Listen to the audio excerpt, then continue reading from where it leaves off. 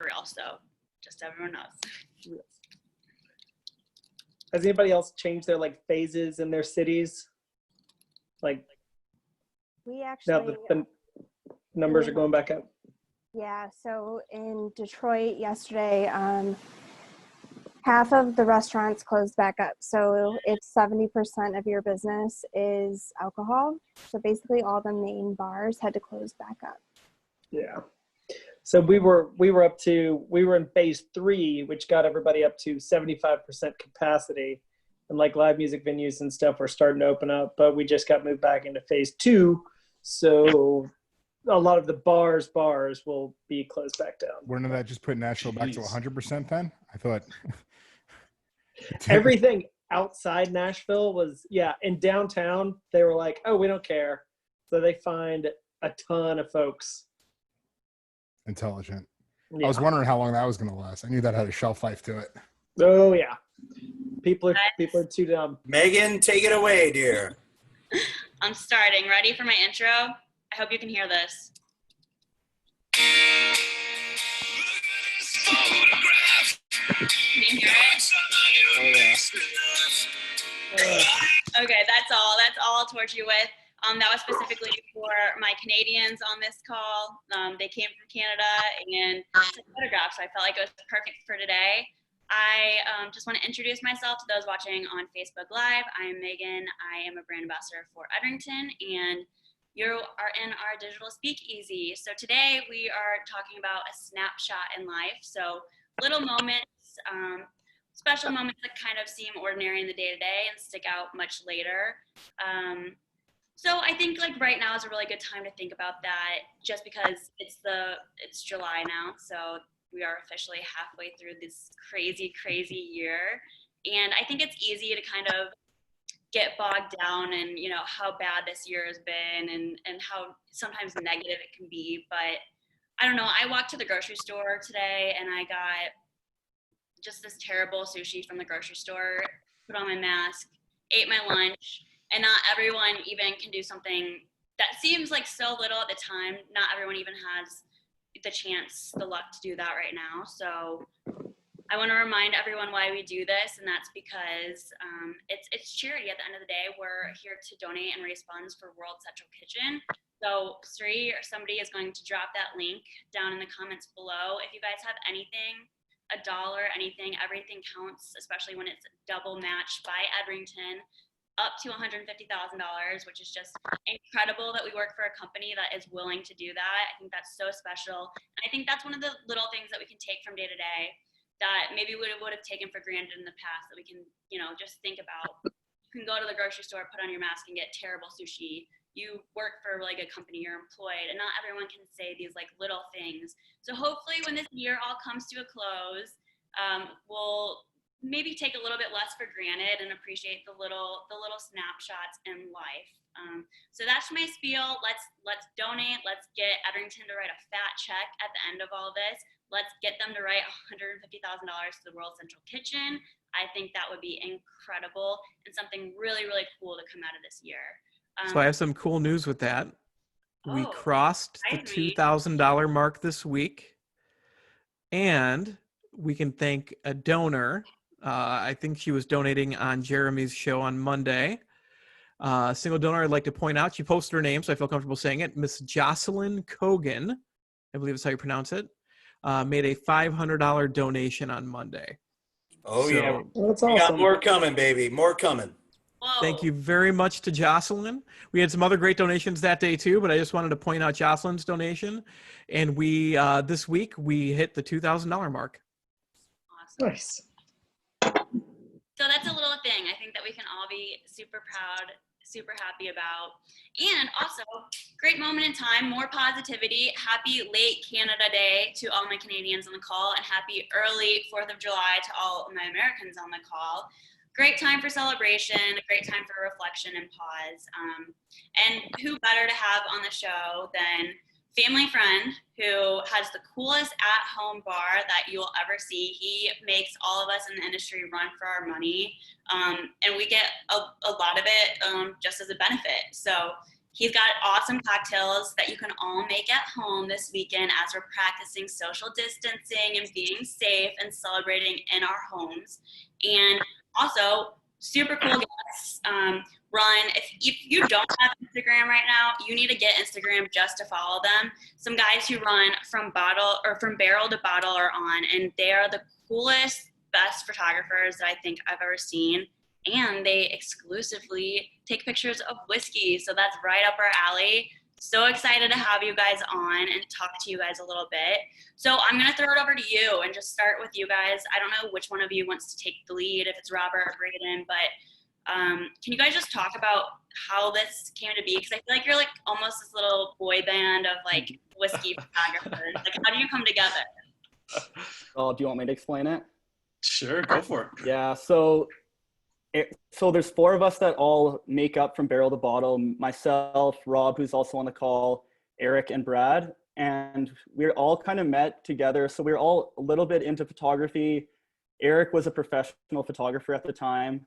And Eric actually knew my younger sister well. So we were always kind of family friends through that. And then as I began to pick up photography and Rob began to pick up photography, we started going to the mountains with Eric. And one day he got a bottle from Macallan, the rare cask actually, and we brought it out to the mountains. And there was 10 of us that cracked the bottle at the top of the mountain and all sipped from the bottle. Obviously didn't have enough drams for all of us, but and then, yeah, it kind of just grew from there. We realized that, hey, we love whiskey. We're already going to the mountains together. We're doing these sunrise shoots at the mountains. Might as well bring some of our bottles with us and start posting them on Instagram and showing people kind of who we are and that we are photographers. But yeah, we're very passionate about whiskey as well. And it kind of just grew from there. So yeah, Eric kind of connected all of us together.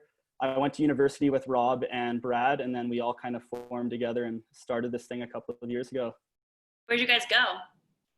We both went to U of C, so just our local university here in Calgary, Alberta. Okay, awesome. So how long have you guys been doing this now? How long did it take to get thousands and thousands of Instagram followers? So we started this. Did we start this in December 2018, Rob? Yeah, December 2018. Yeah, December 2018. So we're like, or was it maybe the year before? But we're like 2.5 years into this. It took us a while. We were kind of just posting photos just for ourselves and for our friends here in Calgary. Not a lot of people were really seeing them. And then it kind of just picked up storm out of nowhere. And we've just seen crazy growth since then, which has been awesome. But the first 6 or 7 months, we were kind of, I wouldn't say nobodies, but we pretty much just posted for ourselves and some of our close friends and some people that were in the industry and already knew about us. And then after kind of that 7-month mark is when things started to pick up a little bit. Yeah. And that's when we kind of started to learn more about whiskey too. We didn't know a ton. We wanted to really get into it, and it took us quite a few months to actually start learning about whiskey and learning which ones we enjoyed, which ones that we wanted to shoot, and which ones we wanted to share. And we didn't have a ton to say about it. So then once we got to that point where we actually felt like we could intelligently talk and understand whiskey, that's when we saw a lot bigger growth, because people saw, oh, okay, these guys actually know whiskey. They can talk. We're not just going and taking a bottle and taking a picture of it. Yeah, it was described to me last night. Actually, I was with a friend who is a psychologist, and it was described as imposter syndrome. Just like, that's how I felt too. Like in the beginning when I first started working here, like I felt very like, okay, I've got to learn a lot and I've got to learn it quickly, because there's people who've been around it for decades and just there's always going to be somebody who knows so much more than you. But so you guys always basically shoot whiskeys that you just are a fan of, or how do you choose what bottles you're going to shoot? Is it the bottle itself, or is it the whiskey? Well, it's nice because since there is 4 of us, we all have slowly getting impressive whiskey collections. So finding bottles to shoot usually isn't too bad. And we actually end up borrowing a lot of bottles from each other, maybe having a couple of sips and taking some photos of it and then giving it back. But yeah, the fact that we have 4 people is super helpful. It's kind of, there's not really any rhyme or rhythm into what bottle we're shooting on a certain day. Obviously before all of this coronavirus stuff, we would group up together and all go to the mountains together. But now we're all kind of isolated and all have to do our own thing in order to keep the account going and keep everything going. So we're kind of just shooting our own collections now. since there's less interaction between the crew. But yeah. When we started, we were just kind of shooting any bottle we could get our hands on, and we didn't really know. And then as we started progressing and learning, we understood which bottles shoot better and how the design of them affects what light works with it and where you want to shoot that bottle, and also what brand represents what. So if we have, a shoot downtown suited up, we know that that's going to be a Macallan style shoot. So we start picking those kinds of bottles once we understood that brand. And then also I find a lot of times we're shooting bottles that we are really interested in at the time. Like if you find an expression that you love, you're going to want to shoot it because you're really passionate about that one at the time. So it kind of depends on our mood. And then if we have a project to shoot, then that's obviously the main priority. Do you guys all have roles? Like, is it a team where you're like kind of cogs in a machine and you're each doing something, or are you guys all basically just jacks of all trades? I would say we're kind of all jacks of all trades, but we do have, everybody kind of has a specific specialty that we work at too. Like Brad does our video, and then Eric, he's kind of the main photographer just because he's the professional one. And then we all do a lot of the behind the scenes work too, and sort of the business development and contract work. So yeah, we all kind of have our own little specialty, but everybody does the same job. We can all fill in where we need to. Not really set in stone. It's having 4 people, it's pretty flexible. So kind of, it's the nice thing too is if someone needs to fly across country and some of us aren't available, we can send 2 of the guys to go do that. So it's been good how we've managed the work. It's kind of unspoken. That's awesome. Do you guys have individual favorite bottles that you like to shoot best, or does it just really depend on the scenery? I love shooting the HP bottles just because of the design, and like Rob was saying earlier, the way light hits the bottle can be super special. So if you have light that's going behind the bottle, then it's just going to light up all the details on those Highland Park bottles and make everything pop a little bit more, and especially the color on the liquid. So I love shooting HP bottles for that reason. Yeah, 100%. Those are they're money every time. They're so good. I think we all enjoy that bottle, but also the liquid inside as well. Do you guys have like any favorite cocktails, or are you more of like a whiskey neat group? Oh, we love cocktails too. Definitely. I think personally, my favorite, always a Negroni guy or a Boulevardier. Those are 2 of my classics. Kind of, if I'm drinking whiskey, I like it neat, but usually it's going to be a Negroni. Yeah. So I'm definitely old fashioned. I just like how you can still get the taste off that liquid and still have a cocktail and taste the spirit that's actually in it too. So I usually go for old fashions. Old fashions are awesome because there's so many different takes you can ways you can make it. I feel like we've had a ton of people on here who make old fashions, and every single one's so different. Like my last bartender that I had on made it was like a gold caramel old fashioned. There's a lot of fun stuff you can do with that. But now, really quickly, I'm going to transition over to my good family friend, Francis. It's so good to see you. Thank you for coming on. Are you ready to make a cocktail for us? Sure. Actually, you guys are talking about the old fashioned and all the takes. I go to this place in the Grove, which is an area in St. Louis here. They opened up a liquor store. It's called Intoxicology. It's a husband and wife. They're great. I always like to pick their brain because I'm a complete novice home bartender. I just like to learn about drinks and stuff. And I went in one day and I said, "Hey, what's new? What should I buy today?" Because they're always, they kind of know what I'm looking for and everything. They had I don't know if you guys have heard of a brand called Tempest Fugit. They make like liqueurs and stuff. They had a banana one. And if you just drink it by itself, it's like drinking an alcoholic banana walnut bread. It's fantastic. But then we started, well, how can we play with it? So we took the idea of an old fashioned, which essentially an old fashioned, the old way of making cocktails, which includes the 4 components of water, bitters, your spirit, and sugar. So rather than using sugar or simple syrup, we use the banana liqueur. Rather than using Angostura bitters, which I always add that even if I'm playing with other bitters, that maybe a dash or 2 of Angostura and then a couple dashes of chocolate bitters. And then instead of whiskey, because you could use any spirit really, instead of whiskey, you use like a high proof rum. So it had rum, chocolate, banana vibe to it, stirred over a big clear rock. And one thing I haven't done, which is if I ever were to actually if somebody tried to really do it up, I'd maybe use a garnish of a pick of like a dried banana and a piece of chocolate or something, like stick it in there. I think that would probably work out really well. But that's an old fashioned. Like you said, you can, as long as you have those 4 components for the most part, you got an old fashioned. And props on the Negroni. That's one of my favorite drinks. That's one that I usually like to have if I'm having a couple different drinks in a night. I have different ones, but if I have a Negroni, there's going to be a couple coming because and I have a certain way I have to make it because that Campari is so potent that I use the reverse method. Normally I would and I'll show you how I'll make a Martinez here in a minute, but normally I put all my ingredients in the pitcher first and then the ice. I do the reverse of this because I like to put the ice in the glass first, and then I put my Campari in there, and that Campari starts to mellow right away, and it's not so powerful. At least when I first started drinking it, because the first time and that's bitter. And, my dad loved Campari, and I'm from Argentina. I love Fernet, all the bitter stuff,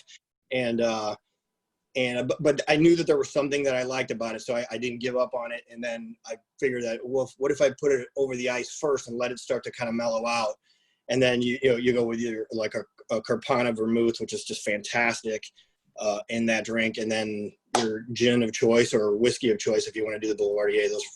I like to garnish with a half an orange wheel and then eat it when I finish because it soaked up all the alcohol. Speaking my language.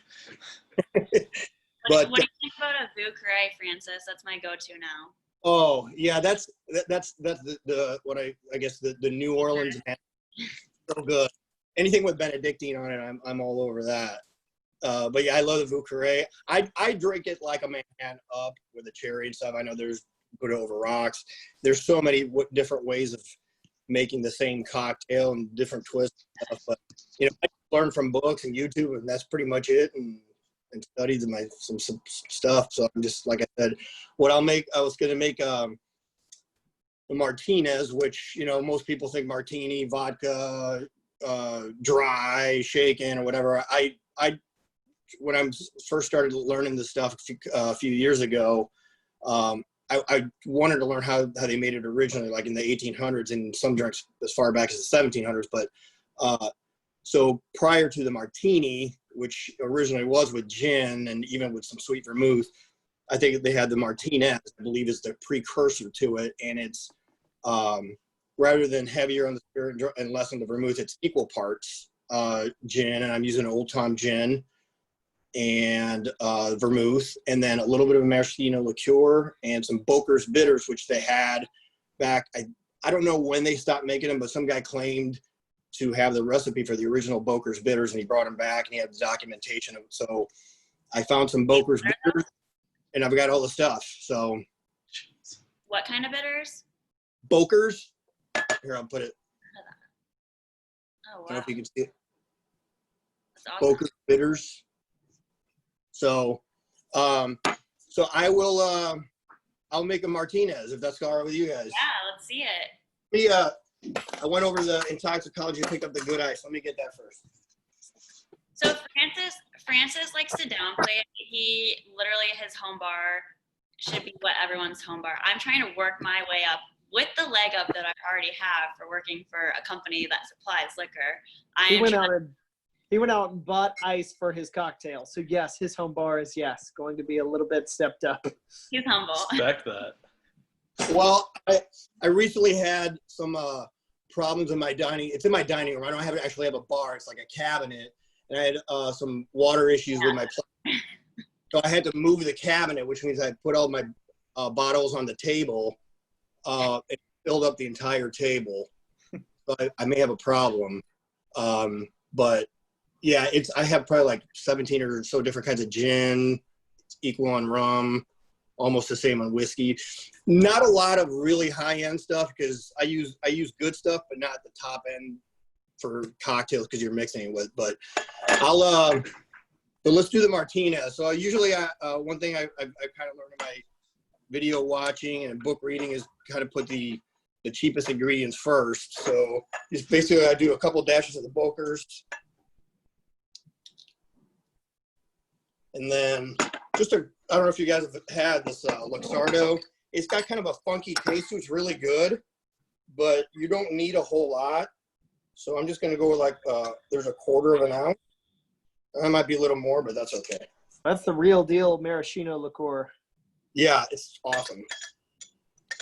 And then the Old Time Gin that I like, which again, I think this also predates the your traditional London Dry. It's a little sweeter.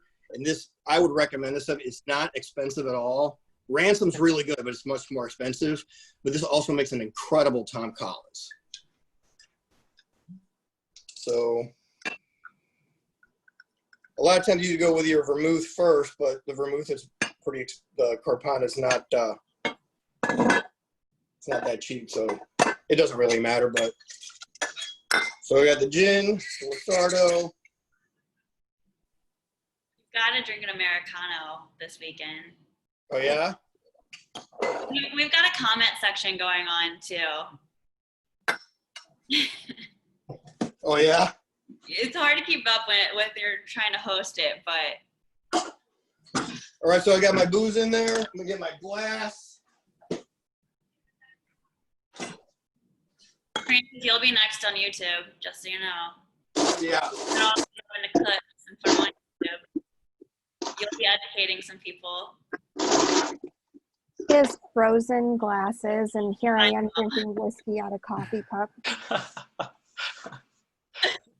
Whatever works, right?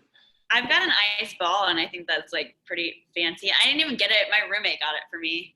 Ice ball maker. So, I actually really geek out even on the ice. I'll take my cooler, fill it with water, and I'll stick it in the freezer for 24 to 36 hours.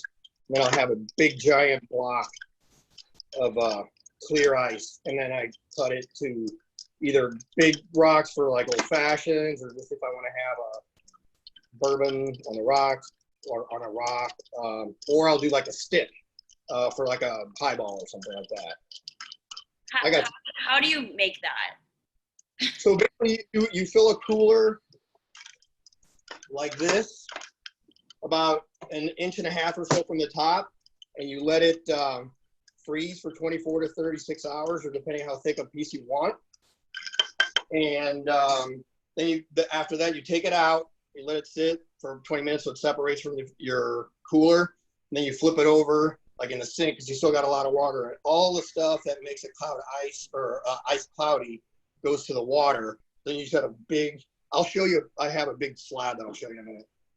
Are you supposed to freeze it with the fridge or with the cooler lid up so that it starts at the top? Yeah, if you have the cooler lid closed, it'll take forever, if at all. You take the lid off, and it's basically directional freezing. It freezes from the top down, like a lake. You know, the top, the ice, the lake. That's how it freezes. You got you guys are all about that. Rob's a geophysicist, so garnish it with an orange twist. Better one. Are oranges the best garnish? Francis, What's that? do you think oranges are the best garnish? What's You know, a lot of times I drink Manhattans with cherries and stuff, but I really like the way the orange, the smell and everything the orange gives a drink. So, cheers. Cheers! Thank you. That was awesome. Learned a lot. I wish I could do something better than the ice and whiskey. I forgot my. I know. I was going to ask you about that. Thank you. I forgot to. Love it. I was very disappointed for a second. Thank you for putting that on. I'll just keep it on for the next one. Thank you. Yeah. All right. So we can post it. We got to post that. I have a question. So you're just at-home bartender. Have you worked in a bar? Or do you work in a bar? Just the only work I do in bars is I play drums in bands and stuff. No, I've never worked in a bar. No, I just got into it. It was probably about 4 years ago. Not long after my dad passed, my brother-in-law were hanging out, and he made me Manhattan. I liked the way it tasted, so I decided to, well, how do you make these things? So I went to YouTube, and then if you go to YouTube, you can find, you got enough videos, you can find the guys that know what they're talking about. If once they start talking about the history of it, and then you go to another guy that they say the same things, then you kind of pick up on the guys like Jeffrey Morgenthaler's a great guy to follow. A guy named Tom Macy, he runs a bar in Brooklyn, which I ended up going to because I had to when I was there. But he's probably the first guy I started looking at. And then Jim Meehan, who runs the program at PDT in New York City, which I also had to go to that. There's a guy out of Kansas City named Ryan Maybe, but to find him, you got to go to a Drink School channel, which is both school spelled with a K, it's all one word. He's really no nonsense. He goes, okay, we're gonna make this. Bam. And some guys get really into the history, which is fine. A lot of times I skip forward on that because I know they know what they're talking about. But yeah, it was mainly through YouTube and a couple books. That's super cool, man. It's really impressive. That's fun. Thanks. Yeah, it's a great time and it's entertaining for some friends. Now, Megan's dad, he just when we come over for drinks and cigars, he brings his Guinness. He doesn't like it. He doesn't drink. But the drink I'll make next, I think he liked. So we'll. The apple fell very, very far from the tree in that area. But yeah, no, it's awesome. That's why I wanted Francis on, because I just think it's really cool, especially with 2020 as it is. You can learn so much, and I think he's the perfect example of just like, I mean, you would think that he's worked in the best bars ever because he's so knowledgeable. He knows what he's talking about, and he makes a damn good drink too. I wish you guys could actually try it, but it just goes to show that we can do the at-home bartender thing. It just takes a little bit of dedication. So I've got a ways to go. And money. I'm talking to Francis. You spent a lot. Let me show you. I can show you the entire collection really quick on the table. Just ignore the that's pretty much most of my booze. And then I got a tray full of bitters and that kind of junk. But yeah, really cool. Okay, wait, this is one question that we had during my last speakeasy. If you have 5 bitters, what do you recommend? If you're gonna have 5? Yeah. Okay. Number 1, it was Angostura. Okay. 2 would be orange. Well, actually, 2 or 3 you could flip flop. Orange or Peychaud's. Those are the top 3 that I would pick. And then they're your more common. I like the chocolate bitters. And then kind of along the same family is this one called Bitterman's. I think it's an Aztec word. It looks like Zocolotl Mole bitters. Wow. I bought these to make a drink called the Badawin, which it's got a ton of stuff in it. And it's got añejo tequila, sherry, some smooth, those bitters. That one I have to look up every time I make it. It's great, but those mole bitters really add to it. So I would say that obviously those first 3 are probably the most important. But then I've made a Manhattan with some cherry cedar bitters that are just fantastic. You know, and Manhattan's similar to the old fashioned where you can play with it. Obviously, it's got to be whiskey, but you can play with like I've done a Manhattan with like an absinthe wash in the glass and just takes it to another level. Awesome. Yeah, thank you. That's exactly what I was expecting to hear. So, well, maybe not that last one because I don't even know how to pronounce that. But the first 4 were the same that we got recommended on my last show. And we had somebody who's running a beverage program. So just goes to show you can learn all you need to from the internet, right? And books. If you and I'll get out of your way here, but if anybody wants to learn about the technique, I highly recommend Jeffrey Morgenthaler's The Bar Book. I learned that I was doing a lot of stuff right and a few things wrong, which is great. I like just tweaking a few things here and there, but that guy's pretty well respected in the cocktail world, like everybody community. I don't know what you call it, but I'm not in there. But yeah, that's the one book I would really recommend to learn the technique wise. Okay, cool. I know my next read. We'll leave it in the comments too for everyone. But I'll transition back over to my photography guys. talk a little bit more about that. So I had another question before I open the floor. Do you guys have a favorite place that you've ever taken pictures, or do you have a favorite place that you've ever been just in general? Oof. I think anywhere in Scotland has been just an amazing trip in terms of photography and whiskey. So when we went all together, was this last February? Yeah, we went and we explored all across Scotland from coast to coast. We went to Skye, we went to Islay, and I think collectively as a group we decided that Islay was one of the coolest places that we've ever been. Just amazing to photograph, amazing whiskeys. That would be definitely my favorite place. I don't know, Braywan, what do you think? Yeah, no, you just stole my answer. I mean, for Scotch lovers, favorite place to shoot a bottle of Scotch, obviously Scotland. Yeah. Especially like you just get the whole vibe from the surroundings too. Like Robbie was kind of touching on before, you want to try an amazing whiskey photo is even better when the background matches the story behind the distillery. So when we were in Scotland, it was just cool because we'd never been there before, at least most of us, and everything you picture, you got to actually put in a lens in your camera. So that was probably my favorite place I've ever shot. We've had some other really cool, we've had some other really cool experiences with Macallan too. We were in New York 2 summers ago when you guys launched edition 4. And so we got to be a part of the launch at Grand Central. And we got to do the virtual tour of the distillery, and that was so memorable. And then this fall, I got to go to the distillery. I was over in Scotland and I went to the distillery for the first time to see it in person. And it was just incredible. Like, it was breathtaking. Yeah, we all went last June, about a year ago, before we knew what the world was going to turn into. Yeah. Simpler times. Those were precedented times. Did you guys see any other distilleries? Did you have any like standout distilleries while you were there? Besides Macallan, of course.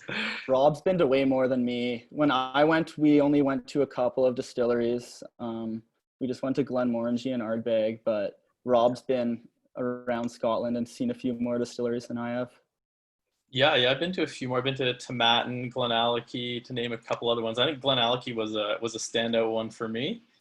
I think just the scenery there was stunning, and the whole operation that they have. I mean, it's such a small operation going on, and the whiskey that comes out is just amazing. Billy Walker's a genius. Some of the whiskeys that we got to try were phenomenal. Like what? I got to try a 1989 30-year-old just straight sherry bomb, and it was phenomenal. That was really cool. It's awesome. I think you guys really have to go to the Highland Park Distillery because it's amazing. I would love to see your pictures from there. Oh, that is literally a life goal of ours to go to Highland Park. It was my life goal, and I was like a giddy little kid the whole time I was there. I can only imagine.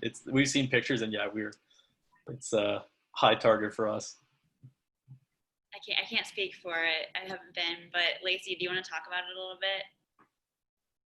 I mean, for me, I've just like always loved Highland Park, even before I started working for Edrington. So for me to get the opportunity to go there, it was literally like a little kid going to Disneyland for the first time. And when you get there, you know, everything is like almost like it's stayed in time. So like the kilns that they're using, you know, they're like, this one's been here for 200 years. And they're like, this is our new one. It's only 100 years old.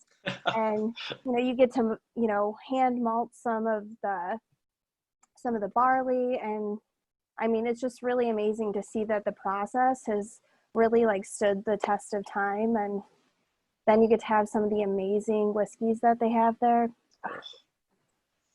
Incredible. You've convinced us. Yeah. You said it. It's so funny you talk about the history of some of the, like even just the stills being 200 years old. And like we just celebrated Canada Day yesterday. We're 150 years old. Like those stills have been around 50 years longer than our country. Amazing. And that kiln was more efficient than the newer one. That's ridiculous. Crazy, right? I 200 love the years. history. If you look it up too, and you look up those Viking drinking holes, the shots that you guys would get on the bluffs, inside, like there's so much history involved on it, and there's so many opportunities for epic shots as well. It's really Orkney in general, and not just the distillery, just the island of Orkney is epic. It's insane. You guys are making us want to travel, but we can't. All this travel talk. But think about how much we'll appreciate it when hopefully hopefully when, not if, we can travel again. That's true. That's a good point. It's a good way to look at it. We'll never take it for granted again.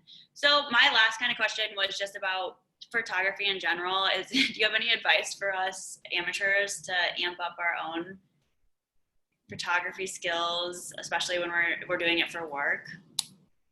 Yeah, for sure. Not just us, but for everyone. Megan, that was such a good question. I'm so impressed. That was killer. Are people watching us?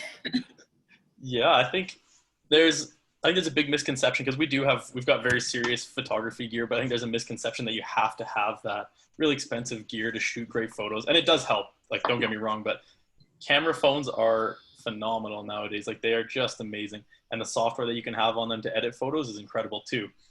So even if you're just using your iPhone or whatever, just a few things to look at. The biggest thing I would always say is shooting with the light. So you don't want to be shooting into the bright light. Like, you want to use the light to always illuminate the bottle, right? So if you have a window, if you're at a bar and there's a window, use that natural light to kind of illuminate the front of the bottle and help it light up some of the liquid. And that'll really bring out the characteristics of the bottle. That'd be one of the biggest tips. With light as well, is like, it's also another misconception. You see a bright sunny day and you think it's going to be a perfect time to take a photo, but what a lot of people don't know is all that light can absolutely destroy a photo because you lose a lot of the detail. So if you can try and shoot even on a cloudy day or sunset, sunrise, the light's going to be way more even and less harsh, and you're going to notice massive differences. Another thing, this is really little, but I see it's like a pretty common mistake that a lot of people make, and it's just having your horizons a bit crooked. It's like something that can change a photo so much, and it's something that now that I've been doing photography for a long time, like, it's the first thing I notice, but a lot of people don't notice it. So what I mean by that is, like, if you're shooting out at an ocean and the bottle's in front of you, you want to have that horizon completely straight. And once that horizon's completely straight, what does the bottle look like when that horizon's straight? Because if you take your photo and your bottle's a bit slanted, if you're editing that photo and you get the horizon straight, then your bottle is going to look a bit off axis and it's going to look a bit weird. So if you can focus on having the bottle fully in frame where you want it in the picture, an easy way to do it is just in the middle, and then try and have everything as straight as possible and on axis as possible, because I know from firsthand experience, it's frustrating when you think you have an amazing image and you go in to edit it and it's like, oh, why did I shoot it so crooked? Every time. Okay, so some serious wrist action there. Yeah. There's some free apps I think that are super useful if you're taking a picture on your phone, an app like Snapseed, or if you have Lightroom, you can use Lightroom Mobile. And I think people are scared to edit their photos because it seems complicated and they don't want to play around with that. But you can just go in and do a few simple adjustments. Like, if you just increase your shadows and decrease your highlights, it'll just bring down the contrast in the photo a little bit and help sort of illuminate it properly. And you can adjust the brightness. If you just play with those three things and don't worry about anything else, you'll make your image look multiple times better with just a really, really simple adjustments. And don't go playing around with saturation. Don't go put your saturation to 100. That is...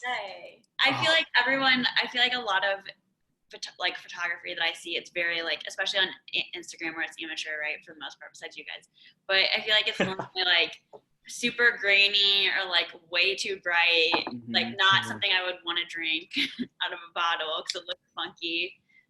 So what'd you say? Shadows, light? Yeah, shadows and your highlights. So the shadows are really just kind of the dark points of the picture. And if you bring that up a little bit, and then the highlights are the really bright areas. So if you bring those down, you kind of bring the whole photo into a more even light, and your photo will look a lot better right away, just like that. Okay. Cool. Awesome. Does anyone have any other questions? Any of my people on here about whiskey, about photography? There's so many questions I could ask about photography because as we all do it, being a part of the company and being, I'm a market manager, so I have my whole state, but whenever we go do events and do tastings and, just getting it in that right light or getting it set just in the right place so it looks good, or so the bottles really pop and everything. How long does it take you to compose a picture or do you kind of have it set in your mind? You're sort of like, oh, this field looks really cool. If I could get the bottle set up here so I could get the background sort of caught off there in the distance. Or do you just see a place and you're like, oh, I've got to photograph something here. It's got to happen. I think it's like a little bit of mix of both, because we've been doing it for so long, and especially product photography, that now we kind of have these compositions in our head where we could pull up to a scene and be like, oh, a bottle might look cool on this log in front of the lake. Whereas there's also scenarios where we just stumble upon something, or we play around for half an hour and one little change can make the photo way better. But I don't know and of course, event photography is way different. In that case, you just take thousands of photos and look after and see which ones are awesome. Yeah. That's how I do all my photography. Braden's got a really good eye for composition. So I'm kind of like you. I'll sit there for 2 hours. Why doesn't this look good? How do I not have the composition right yet? It's really tough. And especially in an event when things are moving fast and people are moving around, you have no time and the light's bad. So yeah, it kind of just comes with experience about knowing what you're looking for. And then if you are doing an event, you kind of want to have almost a shot list going into it. Like, okay, here's what I'm looking for. Here's a few spots with the lights. Then once you have those photos, then we know we're good and we can play around with some of the other photos that we want to get creative with. What are your oh, sorry, go ahead. Oh no, I was just gonna say, also I've realized now in trying to take a lot of pictures of like bottles or cocktails or something like that, I like it a lot more than taking pictures of people. Yeah. Not honestly. Yeah. 100%. And they don't tell you that they don't like the photo. Yeah. like I could do this all day. I could just tweak the whole thing. It doesn't complain, doesn't change, doesn't slump over, the whole thing. And you can take a few sips of it too and keep going. No, it doesn't look Get right. the creativity going. Yeah. Yeah. It's too full. Too full. Glass is too full. Yeah. So what are your guys' favorite locations in Canada or in the world, really? What are like your go-to? Do you have spots, or do you literally just drive until you find something? We have spots. Like, there's some amazing spots that are obviously go-tos. Like Emerald Lake is amazing. If you're near Calgary, that's like a 2-hour drive. Moraine Lake's awesome. Peyto Lake's awesome. Two Jack Lake. So there's lots of lakes in and around the Banff area. But I think we've kind of figured out that you don't really need to go to these unreal lakes in order to get awesome photos of bottles, because at the end of the day, the bottle's in focus and that's what you're trying to make stand out from everything else. So I don't know, I think when we first started this, we were going to those key places as much as possible, but now we just all hop in a car and just drive around, and if someone wants to stop or if someone has an idea, we usually just pull over. So it's kind of switched from going to those amazing lake places and driving 2.5 hours to get there, and then it's kind of switched over the last year into just driving around and just using our eyes and our creativity and trying to come up with some cool photos. Especially with the whole quarantine thing, we've had to get more creative and learn how to shoot at home and not use those. We didn't have the advantage of having a Banff or a Lake Louise to go shoot at. So we had to get more creative and learn to shoot, in the backyards, in your house, and get no models. And learn how to use self-timer and whatnot. So that's been a change. But that being said, there is nothing better than having a 8:30 dram watching sunrise over Moraine Lake. There's nothing better. Oh, you guys go full send. You drink even if it's an early morning sunrise shoot. Oh yeah, you have to. We'll have some sips. We're not going to get drunk, but we'll share the dram that we poured, and we'll let everyone taste it and give our feedback. Oh, I'm not going to pour it back. I mean, Rob might get drunk, but hey, let's not throw anybody under the bus here. I believe No, that's that's still do that. I won't say. I'm sure some people with us probably do the same thing. wake and drank. Exactly. That was us in Scotland all the time. It was like, as long as it's not too many, it's just a taste. There's nothing wrong with it. oh, exactly. I have a question for Franco. Franco, you were the first legit home bartender, hobbyist genius that we've had on.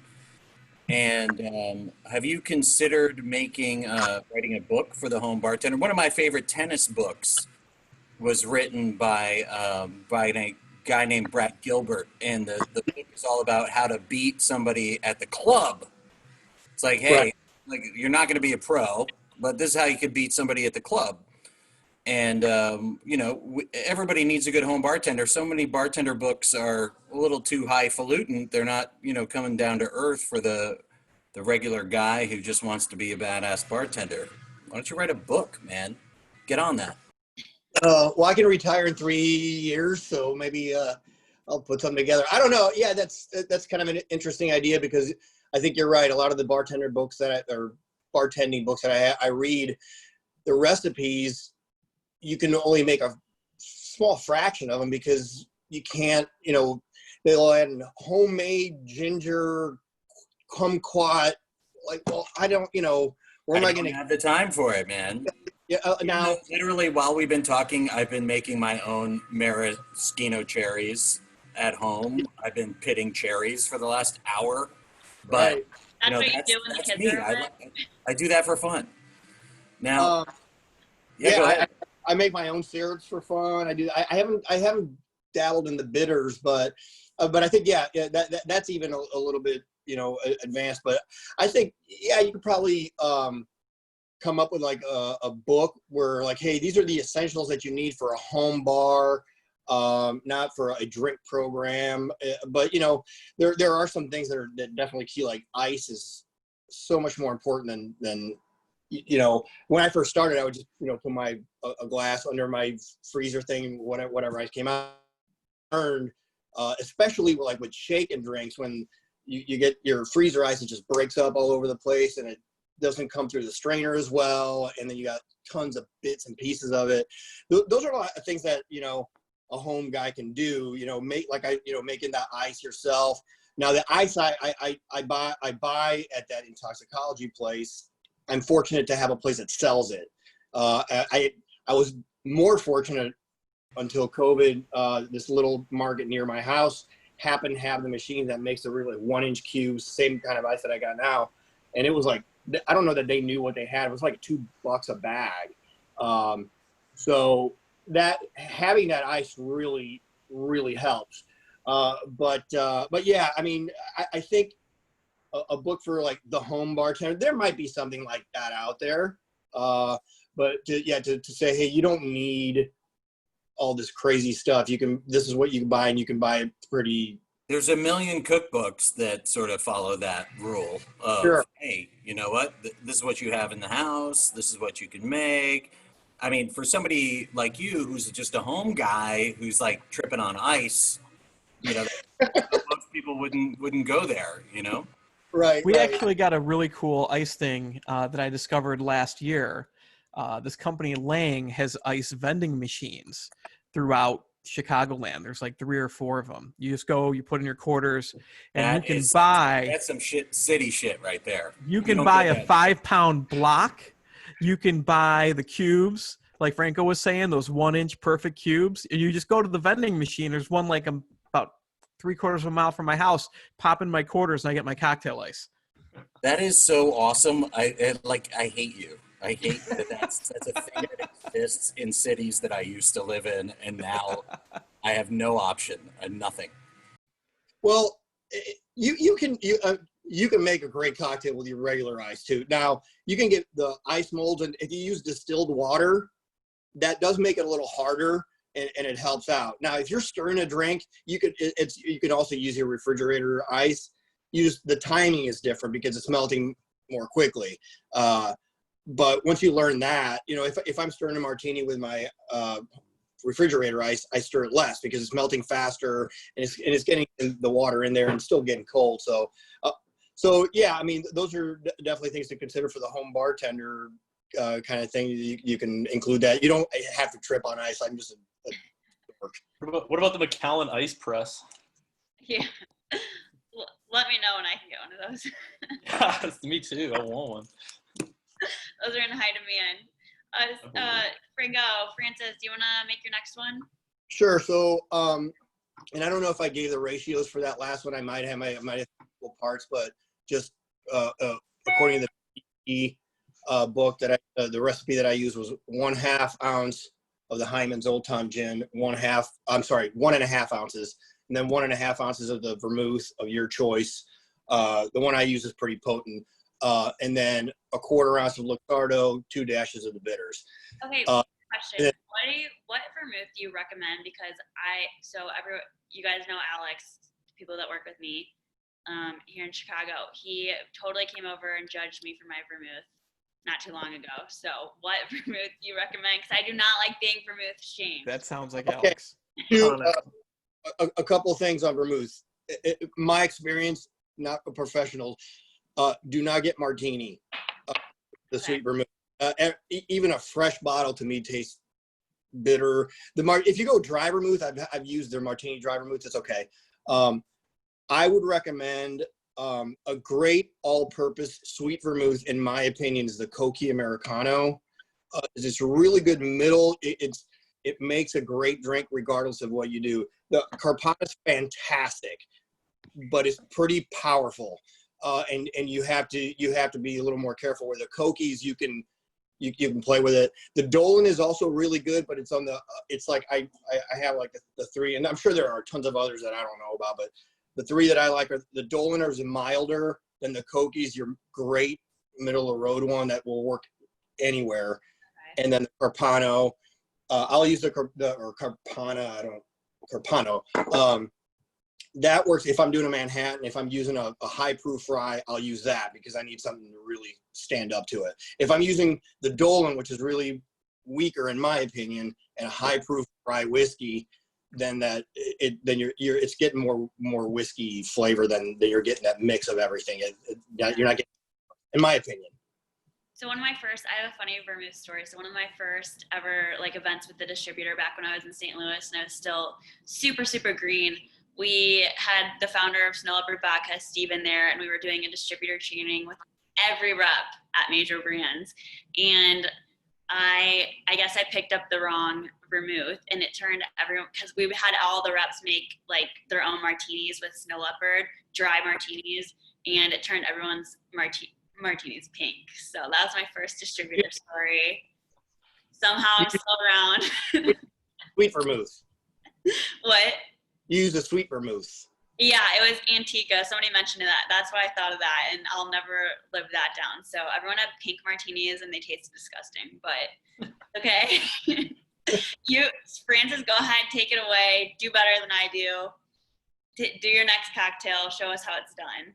Okay, and the last word on vermouth, if you guys might know, but it should be refrigerated as soon as you open it. That's and what vermouth shamed. It's good for about a month to 2 months, depending. The Carpano will last a while. Most of the others about a month before they start tasting kind of funky. So the next drink is called Cameron's Kick. It falls, in my opinion, kind of falls under the line of the Blood and Sand, which I think I made for you when you were here. If you read the ingredients, it doesn't really make much sense. But when you put it all together, it actually tastes really good. And it's it's the same formula that I use for like my sours, like a daiquiri or a whiskey sour or whatever, which is 3/4 sour, 3/4 ounce sweet. I guess if you're metric, I think it's 22.5 mils, and then 2 ounces for the strong, so 60 mils. So this is weird because it even though I use that same formula, you're using for your sour, it's lemon juice, so nothing weird there. Your sweet is orgeat, which is an almond syrup, and then for your strong it is 1 ounce or 30 mils of blended Scotch, because I would not use a Highland Park for this, and 1 ounce or 30 mils of Irish whiskey. It doesn't sound like it makes any sense, at least in my opinion. It's like Scotch, whiskey, lemon, and almonds. Where does that? But it actually tastes real. And I've never made it for anybody that didn't like it, so I will. I'll do it now. So my dad, right? Which What's says that? a lot. And you said including my dad, which says a lot. Yeah, he actually, I think, or he was just being nice, which I don't believe that. Yeah. Not from him. But obviously, I can't always use fresh juice. And normally, so I got this is the orgeat. I've made orgeat. It's not that difficult to make, but it's not that expensive to buy, and it lasts a lot longer. So basically, we'll do the 3/4 ounce sweet, the almond,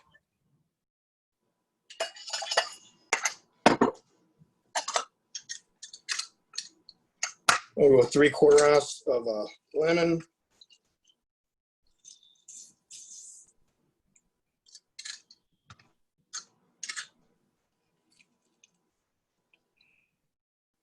If you fine strain it, you don't have to worry about the pulp going in there. And then we got the Famous Grouse, which is a great go-to for blended cocktails. Like I say, you're not going to use your single malt. At least you could if you want a little more smoky, or it doesn't matter that you paid for it. But this is a great go-to for cocktails. And then I'm going to use a Bushmills Black Bush because for a couple of reasons. I'm almost done with this one. I got a full bottle that somebody gave me, and I've never done it with this one. That's not the reason to do it, but that's why I'm like a bartender might say, I can't believe you're putting that in there, but it's for me. Bushmills all day. I love that brand. I am all about the Bushmills life. But it may not work in this drink, but we'll find out. You can tell Tommy's not from the south side of Chicago. So None of that Protestant whiskey.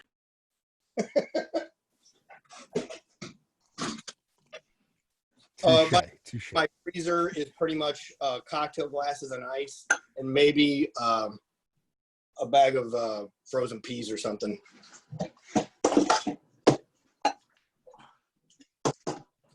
Having Grouse smoking that recommendation. I love Famous Grouse. Hey. I like how everybody's got some smoky black. Yeah.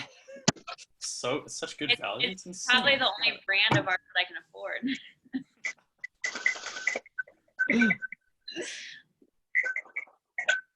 That's proper bartender shake. It's not proper? That's proper, yeah. No, that's very proper. Right on. I learned something. Frozen glass. And like I said, I fine strained it, so that's why I don't worry too much about the pulp. I'll say you double strained it, so you're good. The only thing about double straining it, you lose a little bit of those air bubbles. It takes out a lot of little ice chunks. Especially if you're doing a drink like where you're mixing fruit, you got to double strain. And then, same deal. This one I use a lemon. And then just squeeze the oils over it. Rub it on there. That's it. That's a camera's kick. It's not, as you can see, it's not a complicated drink. I don't really know the origins of it, but it's. I wouldn't know if I wouldn't say I call it obscure, but not too many people have heard of it. But it tastes good. Cheers. That's all that matters. I feel like I would for sure mess that one up. Yeah, the Bush works. Does it? It's very lemony, especially with the it definitely fits the sour family. Is it kind of like, is it similar to a penicillin at all? That's one I haven't made because I haven't made the ginger syrup and all that stuff. Love penicillin. I gotta tell you, Franco, you're my favorite guy in the world because you've never made a penicillin. Hey, I love penicillins. They're my favorite drink, but I actually don't make a syrup because I've said this multiple times in the show. I'm just too lazy to do it. So I just take a lemon, cut it in half, put it in my shaker, I got some honey when I was in Italy last year, put some of that in there, my Highland Park, muddle, shake, strain, and there it is.